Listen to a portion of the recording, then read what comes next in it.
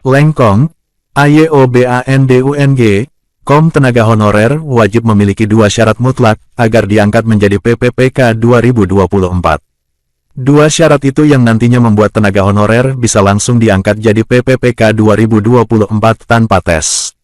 Syarat yang harus dimiliki tenaga honorer dalam pengangkatan PPPK 2024 tersebut diungkap oleh Wakil Ketua Komisi 2 DPR RI, Junimat Girsang.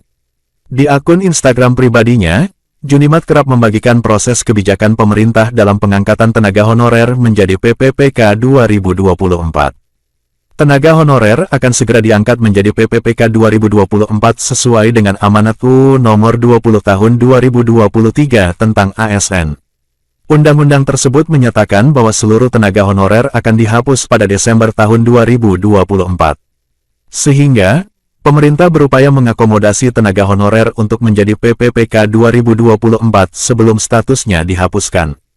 Untuk itu, DPR RI mendesak pemerintah, khususnya Kemenpan RB dan BKN, agar segera menentukan kebijakan terkait penataan tenaga honorer.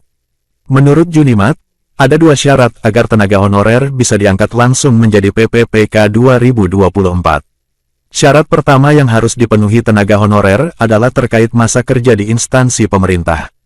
Tenaga honorer harus memiliki pengalaman kerja minimal 5 tahun di instansi pemerintah secara berturut-turut tanpa terputus agar bisa diprioritaskan menjadi PPPK 2024. Berdasarkan penjelasan Junimat, syarat pengalaman kerja tenaga honorer itu sudah disepakati oleh Komisi 2 DPR RI dalam rapat bersama Menpan RB dan BKN. Kemudian syarat kedua yang harus dipenuhi oleh tenaga honorer adalah lolos verifikasi dan validasi, verval, data dalam database di BKN. Syarat tersebut merujuk pada pasal 66 dalam UU Nomor 20 Tahun 2023. Pasal tersebut menyatakan, bahwa pegawai non-ASN atau nama lainnya wajib diselesaikan penataannya paling lambat Desember tahun 2024 dan sejak UU Nomor 20 Tahun 2023 mulai berlaku instansi pemerintah dilarang mengangkat pegawai non-ASN atau nama lainnya selain pegawai ASN.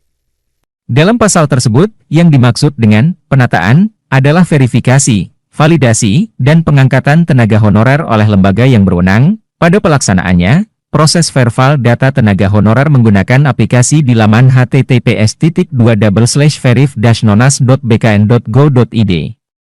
Verval tersebut dilakukan membagi data tenaga honorer menjadi 6 kriteria berdasarkan kelompok kerja, Pokja, yaitu honorarium, surat keputusan pengangkatan dan masa kerja, usia, jabatan, tingkat pendidikan, serta surat pernyataan tanggung jawab mutlak, SPTJM.